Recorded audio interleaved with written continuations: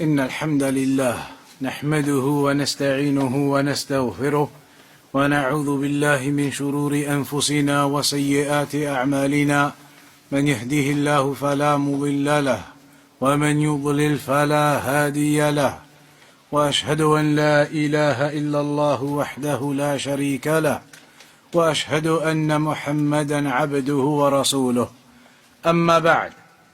Carrying on then from where we left off last week, it was on the section where the author was mentioning some of the ayat, and we got to the ayah where he says وَاذْكُرْ لَهُ قَوْلَهُ تَعَالَى, and mentioned to him the statement of Allah وَيَوْمَ يَحْشُرُهُمْ جَمِيعًا ثُمَّ يَقُولُ لِلْمَلَائِكَةِ أَهَؤُلَاءِ إِيَّاكُمْ كَانُوا يَعْبُدُونَ قالوا سبحانك أنت ولينا من دونهم بل كانوا يعبدون الجن أكثرهم بهم مؤمنون. Mention to him the statement of Allah, and on that day when he will resurrect them all, and then he will say to the angels, that did they used to worship you? Are these the ones who used to worship you? And then they will say, Subhanaka anta waliyuna min dunihim bal kanu ya'budun al-jinn.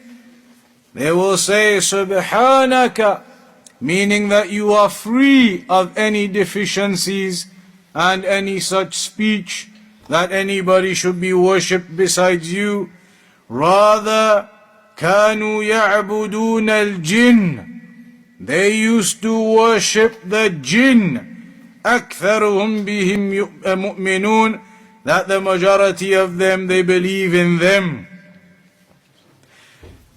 Here الشيخ الشيخ in the explanation says فعرفت من هذه الآيات أن من المشركين من يدعو الأولياء والصالحين ومنهم من يدعو الأنبياء ومنهم من يدعو الملائكة.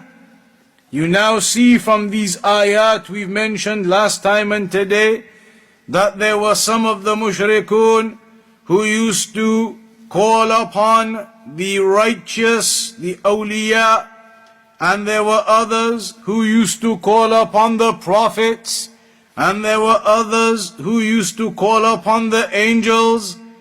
وأن الآيات منها ما نزل في من يعبد الأولياء وبعضها في من يعبد الأنبياء وبعضها في من يعبد الملائكة. That these ayat, some of them were revealed regarding those who called upon or worshipped the righteous, and some of these ayat were revealed regarding those who worshipped the prophets, and some of them were revealed regarding those who worshipped the angels. Why are we making this point? Why is the author making this point? Why has he mentioned all of these different ayat, highlighting that they used to call upon the angels and the prophets and the righteous? Because the point we were discussing was their claim that these ayat of shirk that we previously mentioned are not applicable to them. They are only applicable to the mushrikun who used to worship only idols. But the author has now highlighted to us that simply isn't true. It simply isn't the case. They didn't only used to worship the idols, they used to worship and call upon prophets and angels and righteous, just as they do now.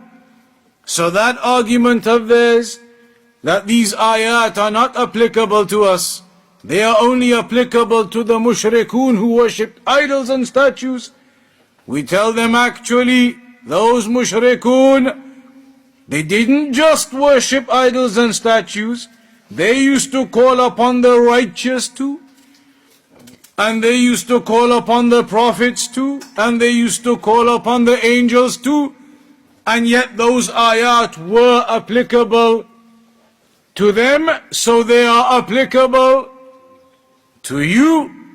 They were applicable to those mushrikun, and so they are applicable to you, because just like they used to call upon righteous and prophets and angels, then that's exactly what you do. You call upon the so-called awliya and salihun, the righteous and the imams. You call upon them now. That's what they used to do. And also the author says, وَقَوْلَهُ تَعَالَى, and the statement of Allah subhanahu wa ta'ala, وَإِذْ قَالَ اللَّهُ يَا عِيسَى بْنَ مَرْيَمَ أَأَنْتَ قُلْتَ لِلنَّاسِ اتَّخِذُونِي وَأُمِّيَ إِلَهَيْنِ مِن دُونِ اللَّهِ قَالَ سُبْحَانَكَ مَا يَكُونُ لِي أَنْ أَقُولَ مَا لَيْسَ لِي بِحَقٍّ إِن كُنتُ قُلْتُهُ فَقَدْ عَلِمْتَهُ تَعْلَمُ مَا فِي نَفْسِي وَلَا أَعْلَمُ مَا فِي نَفْسِكَ إِنَّكَ أَنْتَ عَلَّامُ الْغُيُوبِ. When it will be said, when Allah will say to Isa the son of Maryam, did you say to the people to take me, i.e. to take you and your mother as two deities besides Allah? Did you say to the people to take you and your mother as two deities besides Allah? He will say, Subhanaka. In English they say, glory be to you. May you be glorified. And the meaning of that is, may you be free of any deficiency, of any such statement. May you be free, and you are free. Not may you, but you are. You are free of any such deficiency. You are free of this type of statement, of this type of claim. Subhanaka. ما يكون لي أن أقول ما ليس لي بحق. It would not be for me to say something I have no right to say. إن كنت قلته فقد علمته. If I had said that, you would know. You know what is in of myself, and I do not know what is in of you. إنك أنت علام الغيوب. Indeed, you are the one who is all-knowing of all of the affairs and the hidden affairs. The Shaykh says in the explanation, وَهُوَ تَعَالَى أَعْلَمُ أَنَّ عِيسَى لَمْ يَقُلْ ذَلِكَ. When this occurs and Isa alayhi salam is questioned about that, doesn't Allah already know that Isa alayhi salam didn't do that? Of course, absolutely Allah already knows that Isa alayhi salam did not call to himself and did not call to be worshipped besides Allah. That is already known. So what is the purpose of this? Al-Murad نطقه على رؤوس الأشهاد وبيان بطلان عبادتهم له وأنه لم يرضى بذلك. But this will be as a means of open testimony. Open testimony in front of the masses that day. Isa alayhi salam openly upon the masses will declare his innocence of this, will declare his innocence of those who worshipped him, declare his innocence of this statement of calling to the worship of himself or his mother. Upon the witnessing of the masses, he will declare his innocence from those affairs and highlight the falsehood of all of this worship of theirs that they directed to him. And he will highlight that he is not pleased with that whatsoever. And that comes in with regards to the definition of Taghut. What is one of the categories mentioned regarding the Taghut? The one who is the one who is worshipped besides Allah. Man ubida min ghayrillah wa radiya bih, and is pleased with it. Isa alayhi salam was worshipped besides Allah, but he is not pleased with it. He is not pleased that he should be worshipped besides Allah. He is not pleased, and he did not call to that. Rather, he rejected that. And on the day of judgment he will declare his innocence of that, and he will falsify what they were upon. So that is therefore not within the definition of Taghut. It should be noted, Taghut is not the one who is worshipped besides Allah, but Taghut is the one who is worshipped besides Allah, and he calls to that or is pleased with that. Isa alayhi salam obviously is not. So this is another example where those mushrikun, their affair will be exposed on that day, and Isa alayhi salam will declare his innocence of the shirk that they committed alongside Allah subhanahu wa ta'ala in calling upon Isa and declaring him to have the characteristics of ar-rububiyyah in him and al-uluhiyyah. فَقُلْ لَهُ عَرَفْتَ أَنَّ اللَّهَ كَفَّرَ مَنْ قَصَدَ الْأَصْنَامِ وَكَفَّرَ أَيْضًا مَنْ قَصَدَ الصَّالِحِينَ وَقَاتَلَهُمْ رَسُولُ اللَّهِ صَلَّى اللَّهُ عَلَيْهِ وَسَلَّمْ وَلَمْ يُفَرِّقْ بَيْنَهُمْ. So now he makes this very clear point, and all of it is very clear step by step.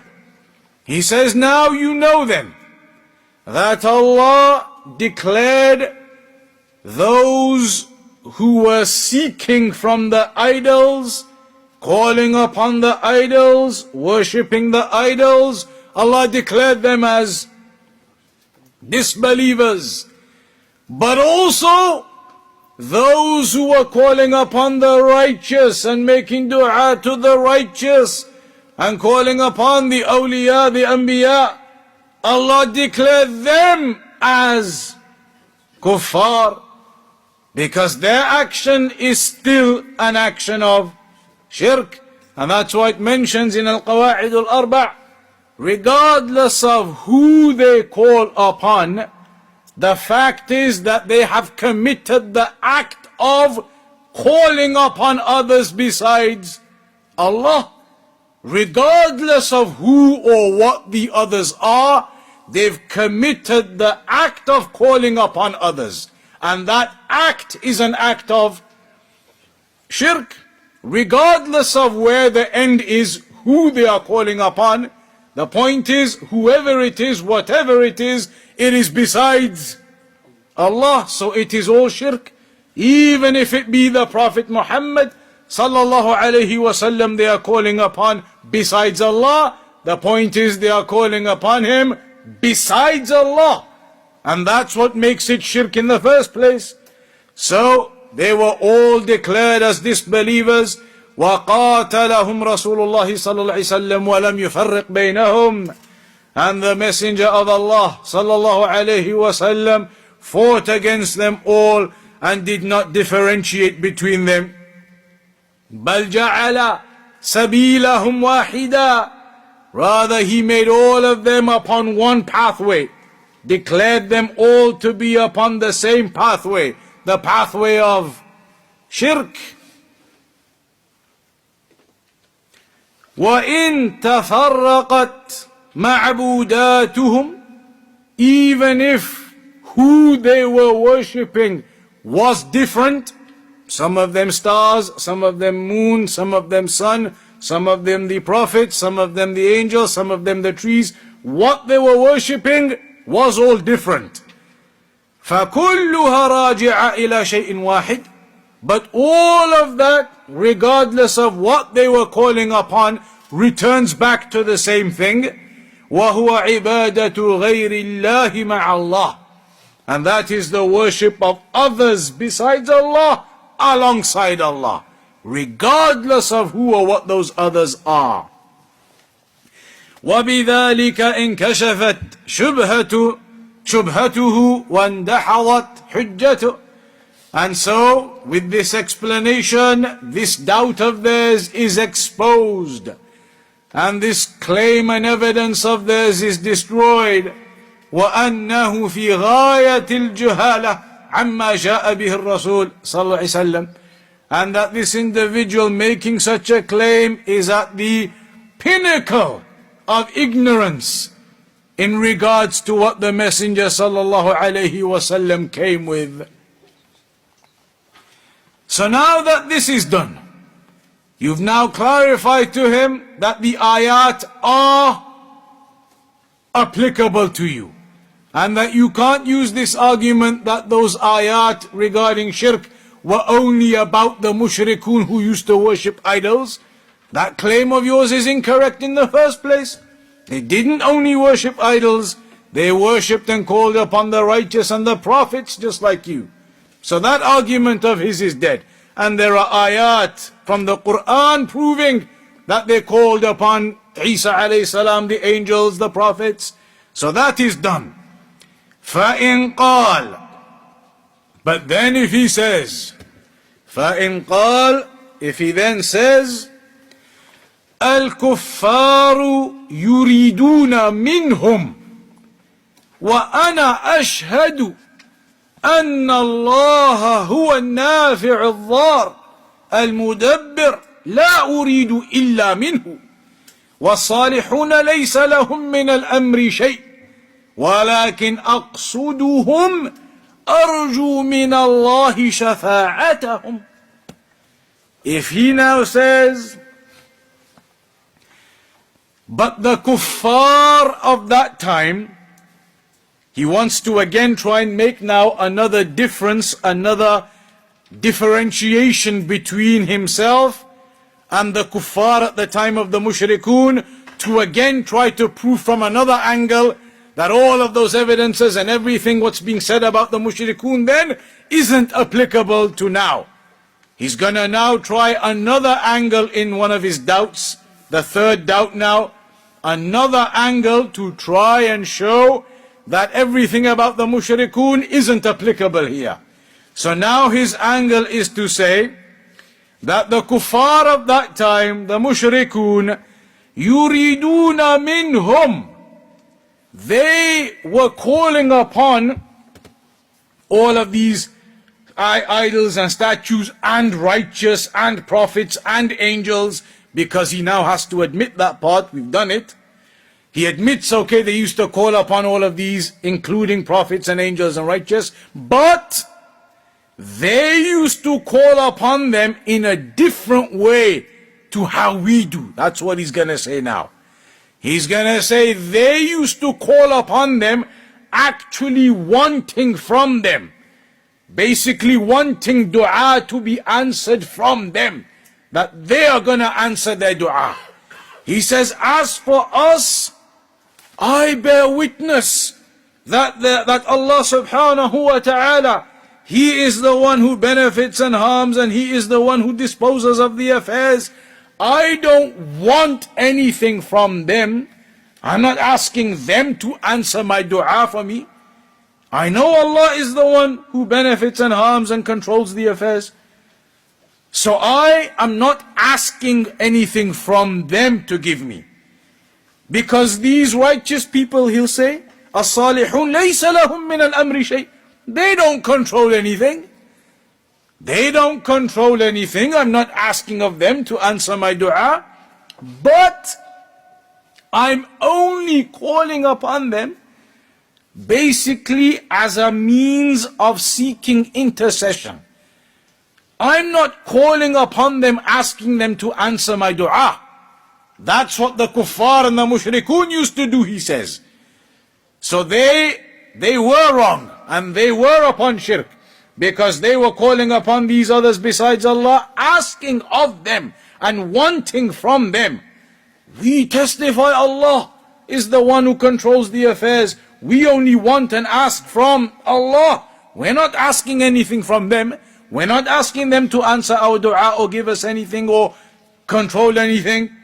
We are just asking through them, because we are seeking that to be a means of intercession only. That by going through these righteous people, as we've said before, our dua has more chance of being answered by Allah. They say, ultimately, I want my dua to be answered from Allah. I testify Allah is the one who controls the affairs. but I'm just going through these righteous people, via these righteous people, because that will give me a greater chance of my dua to be answered from Allah ultimately. So they'll say, how is that shirk? They'll say at the end of the day, I'm making a dua which I am wanting to be answered from Allah. And I admit and I acknowledge and I accept the dead in the graves don't control anything.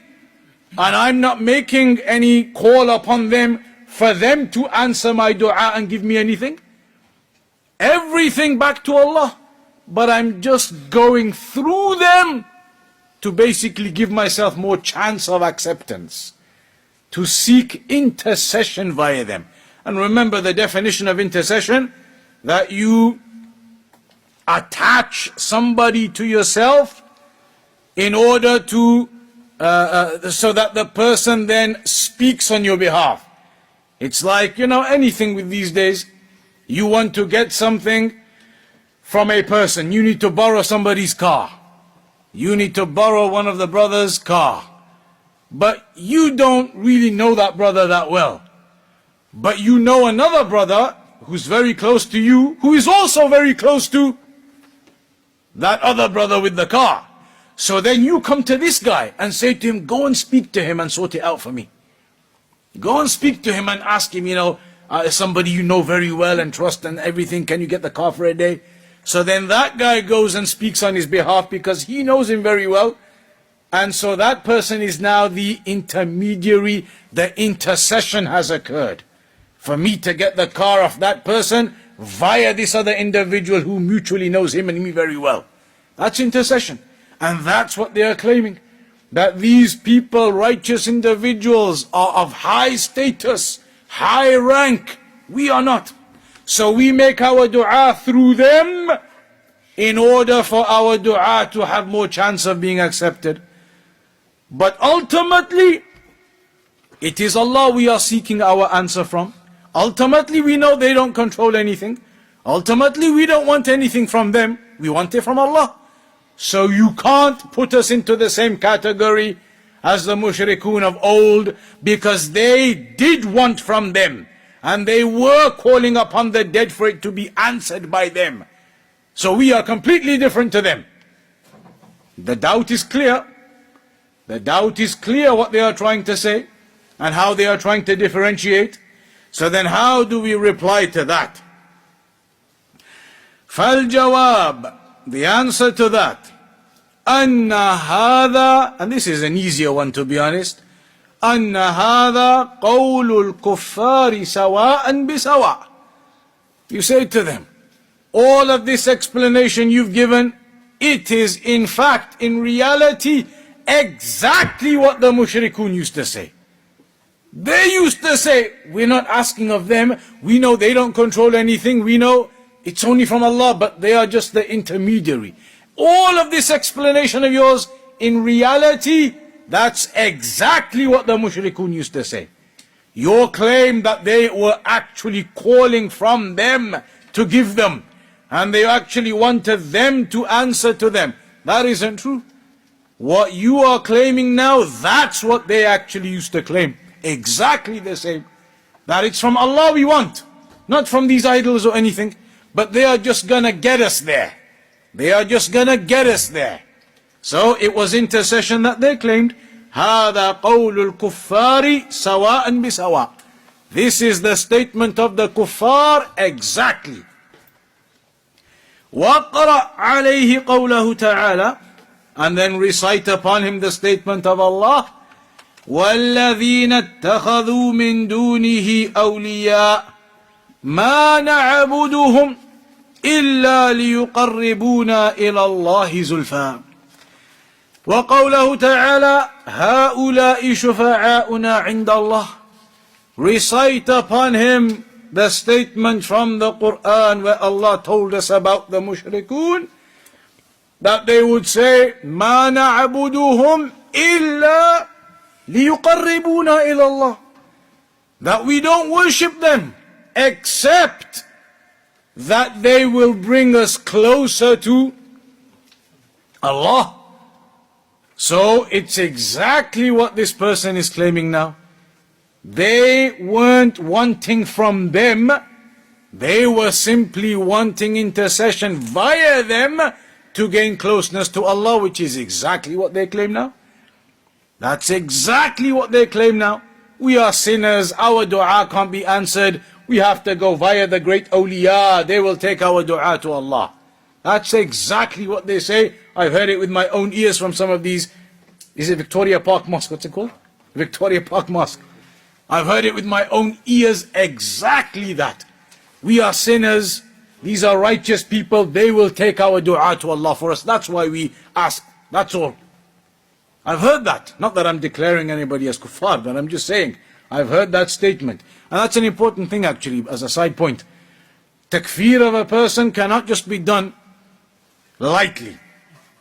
We're learning these principles, we're learning these arguments. If somebody now came from Victoria Park and said that, you can't say, okay, kafir. You cannot say that. You cannot say that of anyone just like that, that it's a disbeliever, a kafir.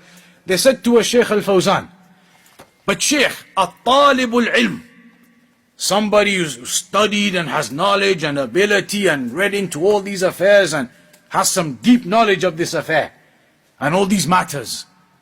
So then, when he sees a person upon the corruption and he can implement all of that and he recognizes the rules and the laws and the principles and the ayat and the evidences, can he declare X person a kafir then? He is upon understanding and knowledge and knows evidences, everything. Can he declare somebody a kafir? Basically, in a nutshell, the Shaykh said, no, that isn't for you. That is for the ulama. And in the Muslim countries, he said, take them to the court. Take that person to the court, the evidences will be established and they will decide whether the ruling upon him is kufr or not. So you don't make rulings like that on people on specifics. That is a much more detailed affair which comes afterwards, but at least now you understand the principles of it all and the evidences of tawheed and what opposes it from shirk. So it mentions in this ayah that they used to say, we only call upon them so that they bring us closer to Allah. And they would say, وَيَقُولُونَ هَؤُلَاءِ شُفَعَاؤُنَا عِنْدَ اللَّهِ. These are our intercessors with Allah. These are our intercessors with Allah. That's what they used to claim. Meaning we're not asking anything of them. We're not asking anything of them to give us. They are just our intercessors with Allah. They are just our intermediaries to Allah. We're not asking them for anything. And that's exactly what the mushrikun they do now. So then the Shaykh says, وَعَلَمْ أَنَّ هَذِهِ الشُّبَهَ الثَّلَاثَ هِيَ أَكْبَرُ مَا عِنْدَهُمْ. This opening section, this is the greatest of the doubts they have. Meaning, now the rest of the book, it's like subsections of these doubts. So you will see some overlap in the answers. Because a lot of the doubts that come now, basically they are branches from these earlier three doubts. These are the major doubts they have and the major attempts they make. Everything else, in reality, it can all be answered with these answers as a basis and then more specific answers to the specific points that they make. So you'll see now the rest of the affairs are not as great as these, they are more specific points. But what about this and but what about that? And then you reply to those. But these are the greatest of what they have. وَعَلَمْ أَنَّ هَذِهِ الشُّبَهَ الثَّلَاثَ هِيَ أَكْبَرُ مَا عِنْدَهُمْ. And know that these three doubts, they are the biggest of what they have, the greatest of what they have.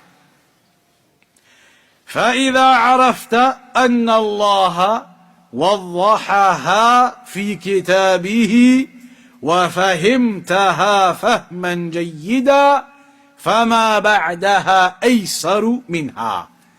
So if you know that Allah has clarified these major doubts of theirs already in the Quran, and you understand that well, and you understand those clarifications well, then what comes afterwards now will be easier than this. what comes afterwards will be easier than this.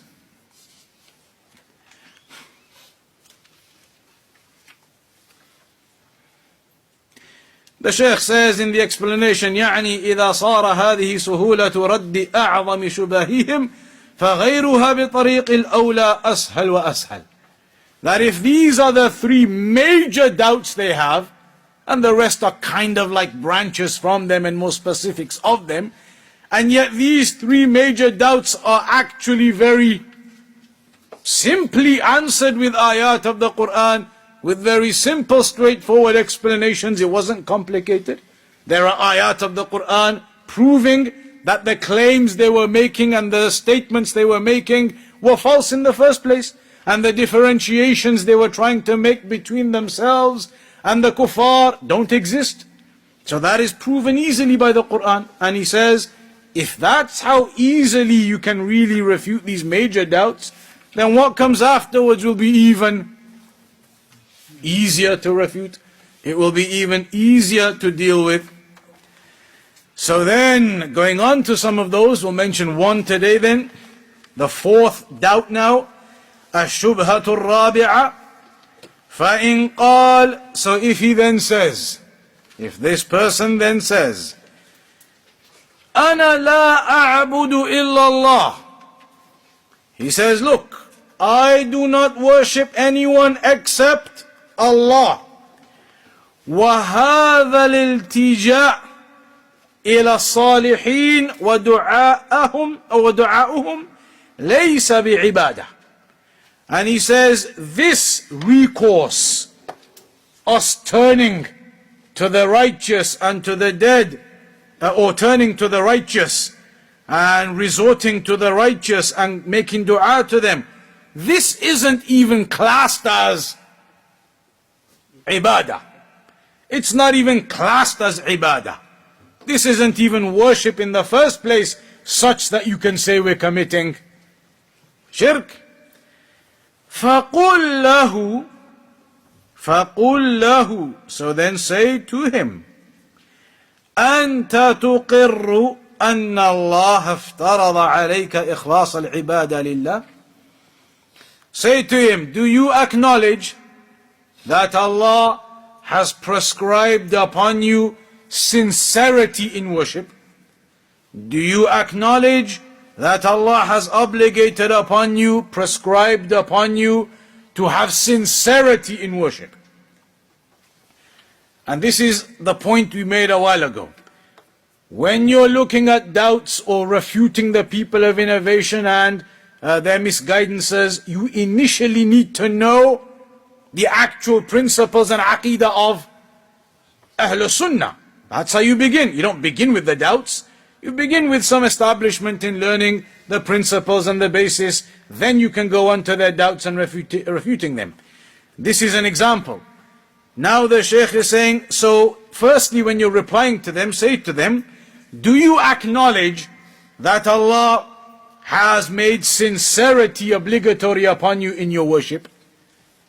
And the Shaykh doesn't elaborate right there, because right there you are supposed to know that the answer to that is yes. You already are supposed to know as a Sunni that of course the answer to that is yes. You know that. If you don't know that, then you don't even understand why you're asking the mushrik that question, which means this discussion doesn't make sense to you. So it's only going to make sense knowing the basis, knowing that yes, Allah has commanded us to be upon sincerity in worship. So now you understand where the argument's going. You're saying to him, do you acknowledge that Allah has obligated upon us sincerity in worship? فَإِذَا قَالَ. So if he says, نعم, he says yes, yes. He acknowledges that, because he's not going to say no. He's not going to say no, it is not obligatory upon us to be sincere in worship to Allah. Of course he will say yes, yes. We have to be sincere in our worship to Allah. Of course he's going to have to say yes to that. So in قال, فَإِذَا قَال نعم. So if he then says yes, and that is no doubt what he has to say, Because if he did say no, then you can pack up your books, we can go home. If he says no, that's it, finished. Don't need to do the rest. If he says no, there's no sincerity in worship to Allah, that's the end, finished. So he's obviously going to have to say yes.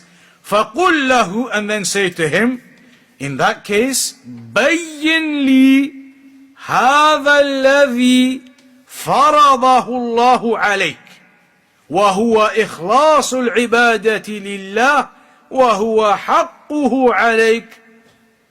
Say to him, okay, in that case, since you accept that our worship needs to be upon sincerity to Allah, clarify to me then. You go ahead and clarify to me then, what is this obligation of sincerity in worship that Allah has obligated upon us, and which is a right of Allah upon us? You tell me what that is then. You clarify to me what sincerity is then. Because he's already acknowledged we have to be upon sincerity in worship. So you say to him, you go ahead and tell me then, what is this sincerity we need to be upon? What is this obligation? What is this right of Allah upon us? Just like in the hadith of Mu'adh, when it was said, حَقُّ اللَّهِ عَلَى الْعِبَادِ أَنْ يَعْبُدُوهُ وَلَا يُشْرِكُوا بِهِ شَيْئًا. The right of Allah upon His servants is that they worship Him alone and do not associate partners with Him. So then you tell him, you explain to me what this sincerity is then. And then the Shaykh says, فَإِنَّهُ لَا يَعْرِفُ الْعِبَادَةَ وَلَا أَنْوَاعَهَا. You will then realize that this person will not have a clue about the reality of what worship is, or what the types of worship are, and how sincerity works in them. He will not in reality have any clue regarding that. فَبَيِّنْهَا لَهُ. So then, when you realize that from him, and this is a standard type of discussion. Somebody comes to you and they say, we know all about tawheed. Now we're going to go talk about the rulers and this and that and everything else. We know tawheed, simple. Say to him, go ahead, you explain tawheed to me then. It's simple, it's easy. You're telling me we can move on to the rulers and everything. Just give me a minute and explain tawheed to me first then, so I can get to your level, and then we can talk about the rulers. You'll realize he cannot. So then when you realize he doesn't know and he can't explain it to you, then the next step you're going to take is you're going to explain it to him. And as a consequence of you explaining it to him, it's going to become clear that he is upon misguidance in his belief, and it's going to become clear that he is upon misunderstanding in his position. When you clarify the reality of tawheed to him, and you clarify the reality of sincerity to him, and that, insha'Allah ta'ala, then is what we'll begin with next time. The clarification that you will then give regarding sincerity and regarding dua and regarding worship, and we'll set a very easy homework. A very easy homework to that. What is the definition in Arabic, the actual Arabic? I'll make it a bit harder then. What is the definition in Arabic that Shaykhul Islam Ibn Taymiyyah gave for worship, and the reference of where he said it? What is the definition Shaykhul Islam gave for ibadah, and the reference for where he said it? It's not in the book, is it? Okay. So that's the homework. Very easy one. Very easy one. Any questions or anything then? We have a couple of minutes.